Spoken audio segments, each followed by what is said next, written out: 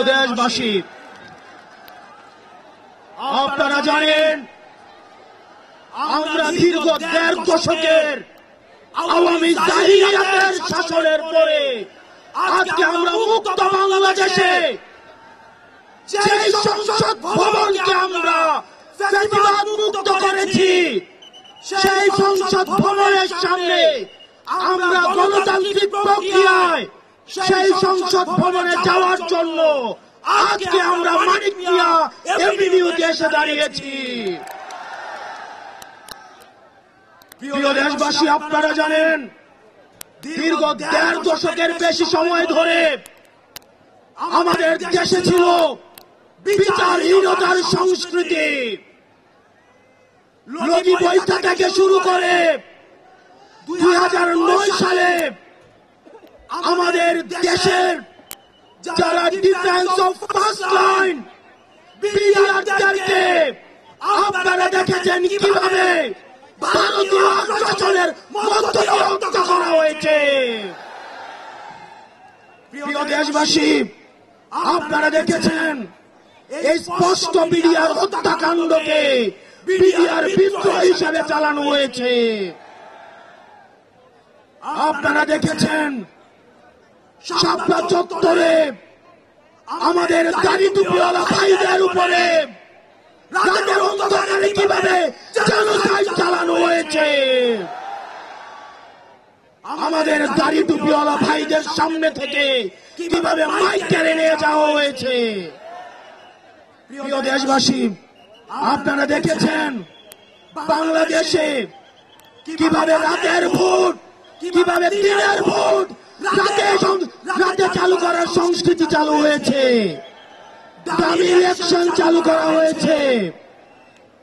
আমরা ৫ই আগস্টে এই আওয়ামী লীগের এই দুঃশাসনের আমরা এই দুঃশাসনের কবর রচনা করেছি।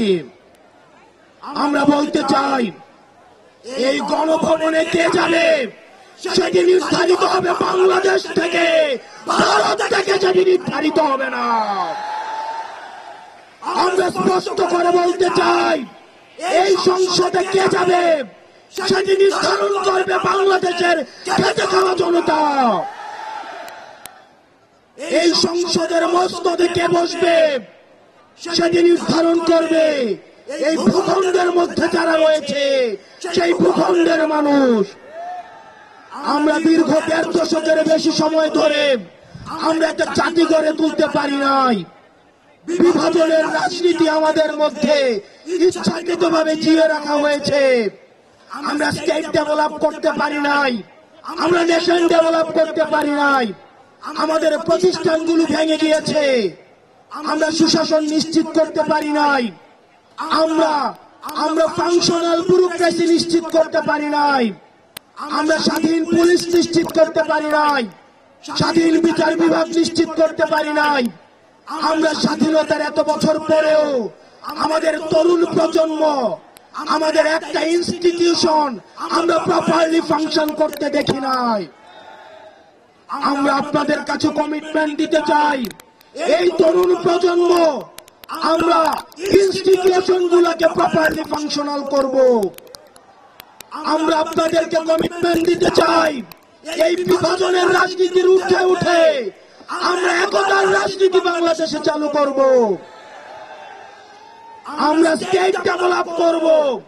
আমরা এই ভূখণ্ডের অধিকার আমরা আদায় করতে পারি নাই। আমাদেরকে মাথায় রাখতে হবে বিদেশের সাথে আমাদের বন্ধুত্বপূর্ণ সম্পর্ক থাকবে, কিন্তু কোন প্রেসক্রিপশনের সম্পর্ক থাকবে না। আমরা স্পষ্ট ভাষায় বলতে চাই, আমাদের যখন একটা ছেলে রাস্তায় রক্ত দেওয়া শিখে গিয়েছে, আমাদেরকে কেউ রক্ত দেওয়া থেকে দমায় রাখতে পারবে না। সুতরাং আমরা স্পষ্ট ভাষায় বলতে চাই, আমাদের প্রবীণ রাজনীতিবিদ যারা রয়েছে তাদের অভিজ্ঞতা এবং তরুণদের তেজদীপ্ত এবং অকুত ভয় যে নেচার রয়েছে সেটার মিথস্ক্রিয়ায় আমরা পরবর্তী বাংলাদেশ বিনির্মাণ করব। আমরা যতদিন না পর্যন্ত আমরা নিশ্চিত করতে চাই এদেশ থেকে পরিবারতন্ত্র, এদেশ থেকে কবরস্থ হয়েছে। এদেশে কামারের ছেলে প্রধানমন্ত্রী হবে, কুমারের ছেলে প্রধানমন্ত্রী হবে। এদেশে যোগ্যতার ভিত্তিতে এদেশে নেতৃত্ব উঠে আসবে। আমরা স্পষ্ট করতে চাই, আমরা একটা সুন্দর বাংলাদেশ গড়তে চাই, যে বাংলাদেশে আমাদের মধ্যে কোনো ধরনের ভেদাভেদ থাকবে না। আমাদের রাজনৈতিক পরমত সহিষ্ণুতা থাকবে, মত প্রকাশের স্বাধীনতা থাকবে, আমাদের দ্বিমত প্রকাশের স্বাধীনতা থাকবে। আমরা একটা সমৃদ্ধ বাংলাদেশ গঠন করার জন্য আমরা আপনাদের কাছে কমিটমেন্ট দিচ্ছি, আমরা প্রতিজ্ঞা করছি। এই প্রতিজ্ঞার সাথে কারা কারা একমত হয়েছেন? ও ইনকিলাব জিন্দাবাদ, ইনকিলাব জিন্দাবাদ, ইনকিলাব জিন্দাবাদ, ইনকিলাব জিন্দাবাদ। আপনাদের সাথে দেখা হবে আমাদের তরুণদের স্বপ্নের বাংলাদেশে। আসসালামু আলাইকুম ওয়া রাহমাতুল্লাহ। নিশ্চিন্তে খান স্বাস্থ্যকর অল টাইম পান, অল টাইম হেলদি লাইফ।